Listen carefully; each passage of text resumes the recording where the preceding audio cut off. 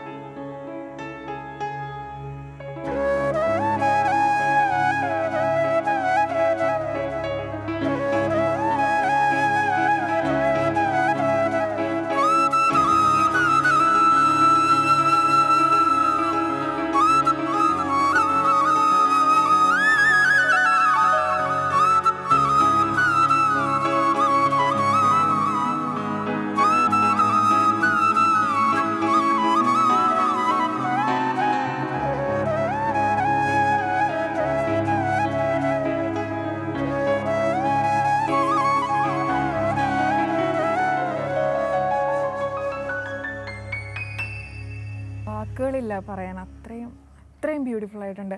ഇതിൻ്റെ സാങ്കേതികപരമായ കാര്യങ്ങൾ അറിയില്ലാത്തതുകൊണ്ട് ചോദിക്കുകയാണ്. ഇതിൽ എല്ലാത്തിനും ഓരോ ടോണാണോ ഓരോ ഓടക്കുഴലിനും ഓരോ പുല്ലാങ്കുഴലിനും ഉള്ളത്? അതെ അതെ അതെ, ഓരോ ടോണാണുള്ളത് അല്ലേ? ഓരോ ടോണാണ്.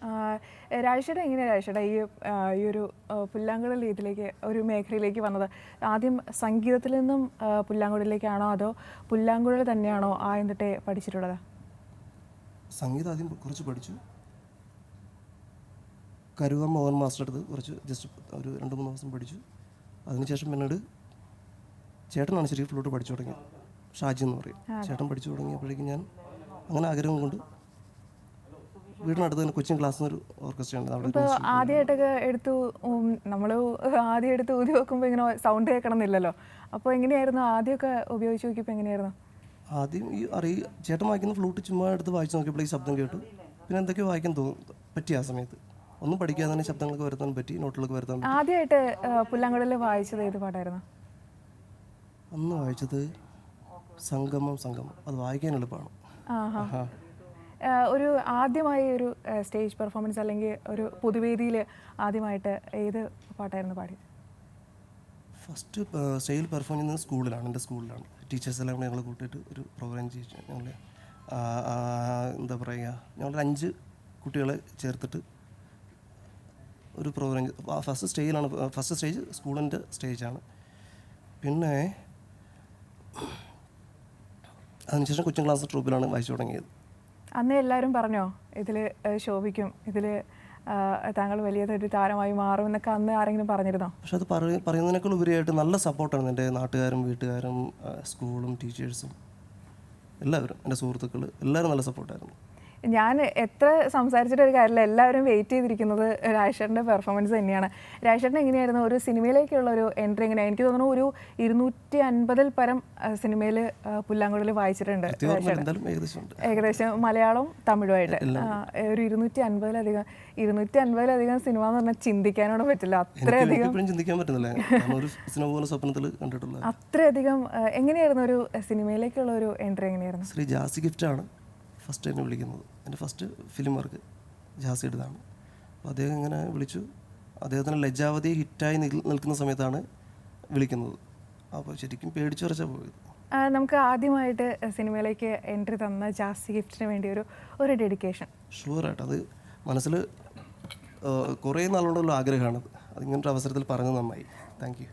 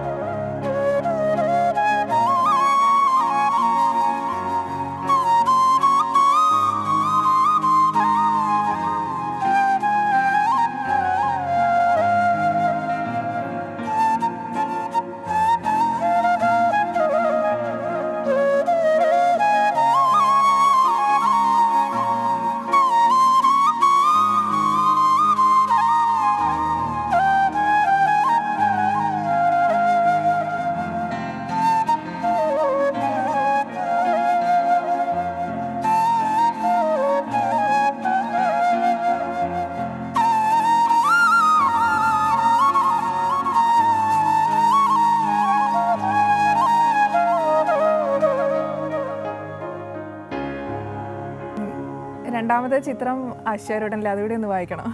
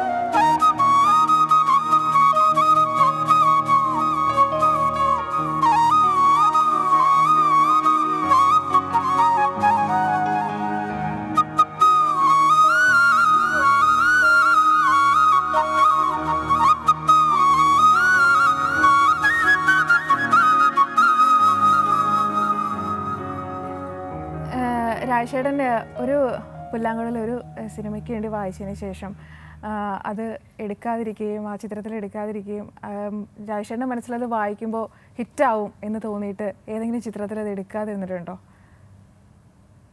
അങ്ങനെ എന്തെങ്കിലും ഉണ്ടായിട്ടുണ്ടോ? സത്യം പറഞ്ഞാൽ ഈ പ്രോഗ്രാം പോകുന്ന സമയത്ത് റെക്കോർഡിംഗ് ആണല്ല, ഗാനമേളയ്ക്ക് പോയിട്ട് എന്നെ വിളിച്ചിട്ട് പോയിട്ട് എന്നെ വായിപ്പിക്കാതെ വിട്ട സ്റ്റേജിലൊക്കെ ഉണ്ട്. അയ്യോ, രാവിലെ മുതൽ വൈകുന്നേരം വരെ പ്രാക്ടീസ് കഴിഞ്ഞ് സ്റ്റേജിൽ ചെല്ലുമ്പോൾ വേറെ മ്യൂസിഷ്യൻ വേറെ ഫ്ലൂട്ടിസ്റ്റോട് ഇരിക്കുന്ന ഒരു അവസ്ഥയൊക്കെ ഉണ്ടായിട്ടുണ്ട്. സിനിമയിൽ അങ്ങനെ എനിക്കൊരു ഒരിക്കലും ഉണ്ടായിട്ടില്ല. ഈ ഫ്ലൂട്ട് വായിച്ച പോർഷൻ എടുക്കാതിരുന്നിട്ടുണ്ടോ? അത് നമുക്ക് എന്താ പറയുക, കുറേ ഓപ്ഷൻസ് വായിക്കും. വായിച്ച പോർഷൻ എടുത്തിട്ട് ഹിറ്റായ ഒരു പാട്ടുണ്ട്, അത് പ്രേമത്തിൽ തന്നെയാണ്. ആ ഫ്ലൂട്ട് അതിൻ്റെ ഒരു ഹമ്മിങ് എന്ന് പറയണതാണ് ആ പാട്ടിൻ്റെ തന്നെ ഐഡൻറ്റിറ്റി എന്ന് പറയണത്.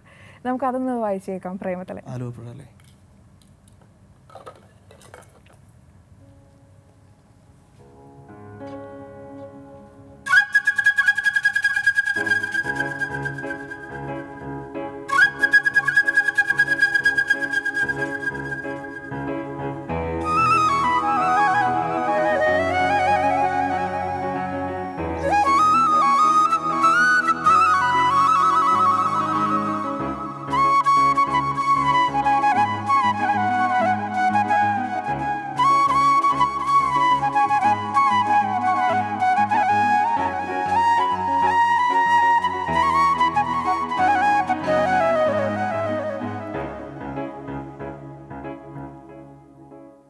ലാലേട്ടൻ്റെ ഫാൻസിൻ്റെ കൂട്ടുകാരായ എല്ലാവരും പറഞ്ഞിരിക്കുന്നത് ഉണ്ണികളെ ഒരു കഥ പറയാൻ എന്തായാലും രാജേട്ടനെ കൊണ്ട് വായിപ്പിച്ചേ പറ്റുള്ളൂ. ലാലേട്ടൻ്റെ ഫാൻസായ എൻ്റെ കൂട്ടുകാരെല്ലാവരും പറഞ്ഞു വിട്ടിരിക്കുന്നതാണ്.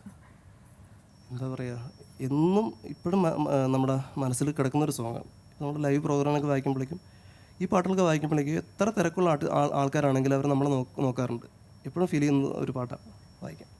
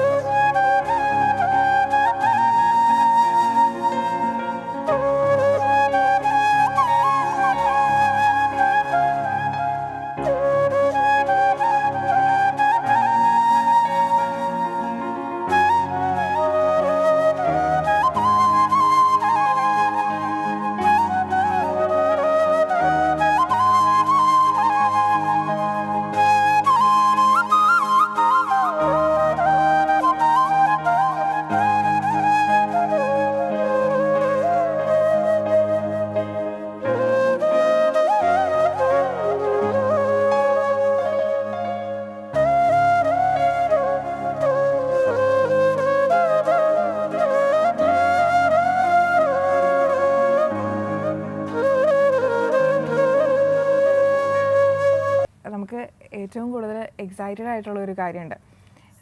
ഒരു ഫ്യൂഷനിൽ താങ്കൾ അതിവിദഗ്ധനായ ഒരു വ്യക്തിയാണ്.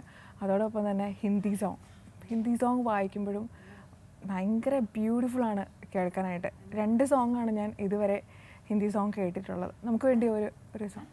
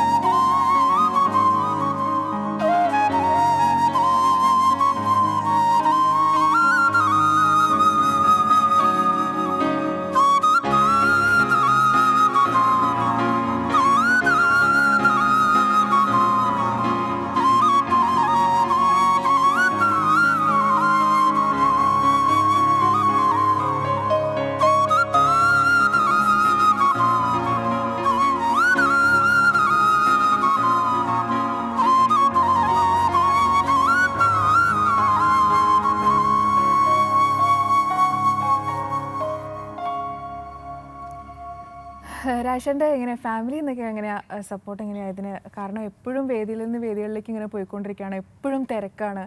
വീട്ടിൽ നിന്നുള്ളൊരു സപ്പോർട്ടൊക്കെ എങ്ങനെയാണ്? വീട്ടിൽ ആരൊക്കെ ഉണ്ട്? വീട്ടിൽ അച്ഛൻ, അമ്മ, 2 അനിയന്മാർ, വൈഫ്, 2 കുട്ടികൾ. വലിയ കുടുംബം. വീട്ടിൽ നിന്നുള്ളൊരു സപ്പോർട്ടൊക്കെ എങ്ങനെയാണ്? വീടാണ് എൻ്റെ സപ്പോർട്ട്. എന്താ എൻ്റെ വിജയം എന്ന് പറഞ്ഞ വീടാണ്. ഇപ്പോൾ അച്ഛനാണെങ്കിലും അനിയന്മാരാണെങ്കിലും വൈഫും കുട്ടികൾ. ഭാര്യയ്ക്ക് ഏറ്റവും കൂടുതൽ ചേട്ടൻ വായിച്ച് കേൾക്കാൻ ഏറ്റവും കൂടുതൽ ഇഷ്ടമുള്ള സോങ് ഏതാ? താരാപഥം തന്നെയാണ്. താരാപഥം തന്നെയാണല്ലോ. രാജിയുടെയൊക്കെ ഒരു ഇഷ്ടത്തിന് പുറത്താണ് താരാപഥം നമ്മൾ ഷൂട്ട് ചെയ്തത്. അതെ, അത്ര ഇഷ്ടമാണ് ആ സോങ്. അതുപോലെ തന്നെ യൂട്യൂബിൽ ഹിറ്റായ വേറൊരു സോങ് ഉണ്ട്, തമിഴ് സോങ് ആണ്, വെയിലിലെ സോങ്. അതെ അതെ. നമുക്ക് വേണ്ടി അതൊന്ന് വായിക്കാം.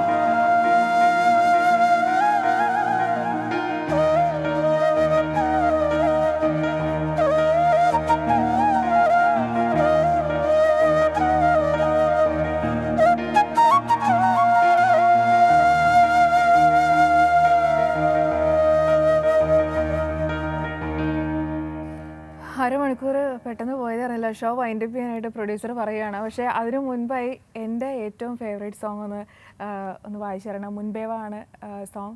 എനിക്കൊരു 2 വരി രാജേഷേട്ടനൊന്ന് വായിച്ചു തരണം മുൻപേവ സോങ്.